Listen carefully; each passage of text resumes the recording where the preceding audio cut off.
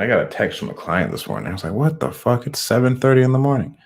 Right? I mean, like, nobody talks about that, like upset clients. If you don't have upset clients, you're probably not doing enough business. Well, I was going to say what they were upset about, but I guess that'd kind of give them away, huh? That kind of give them away. Yeah. I don't want to put them on blast, but I was upset with the person with the way they spoke to our people. The way they handle it? Well, the way, like, if you guys are a leader, it's not a bad thing to fire people. And I told our team, like, hey, no, just like cut off the contract. Like, we don't want to work with her anymore because she was screaming at Nat.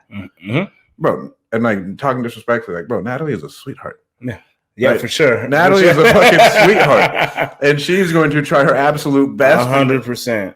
And then that's where, like, if it shows bad on you if you don't back up your team, if they are doing their job. Yeah. Right. To where I don't think the customer is always right. Like, we can always learn from the mishaps.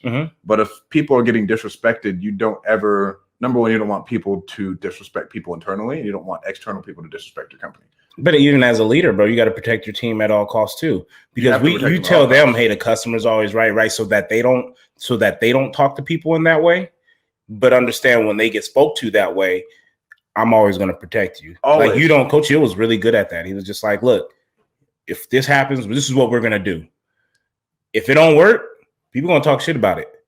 They're going to be upset with you. Tell them I told you to do it. He's like, all right, they already don't like me anyway, so I don't give a shit. Right. And so I think that's like the dopest thing. I do it with my team too, with some of my players. I'm like, hey, do this. This is what I'm pretty sure it is. If it's not, bro, I'll take it.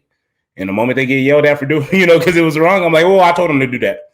Right. And you know what I mean? The loyalty from that, the loyalty confidence. From it. Yep. They'll always try and they'll always give me the best because they know that if I'm the one that's wrong and I told them to do it, that I'll always fucking jump on the sword for them. Right. And it's not, and I'm not saying like the customer isn't always right, but number one, you never need the money of people who disrespect you. Nope. Like, you never need the money. And like, if your team sees that you can, like, will actually stand up for them, like, bro, like, no, they don't put up with that shit. Like, it's, and I don't expect them to talk crazy back. But like, hey, bro, like, just cut it off and like, let me know. Like, let me know. We'll cut it off, dude. We don't need the money. We can keep on pushing. It'll be all right.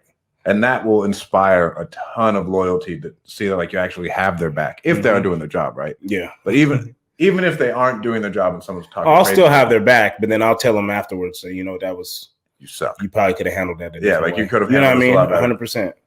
It's like parenting. You'll never undermine the other parent in front of the child. You know what I mean? I'm going to support you, but when we get back to the room or something, like, hey, like you didn't have to come on so aggressive. Or, you know what I mean? Like, whatever that may be. But at the end of the day, this is a partnership as a team. We got to work together. We got to make sure that we defend each other at all costs. But when you fuck up, just know I'm gonna tell you fucked up. Oh yeah.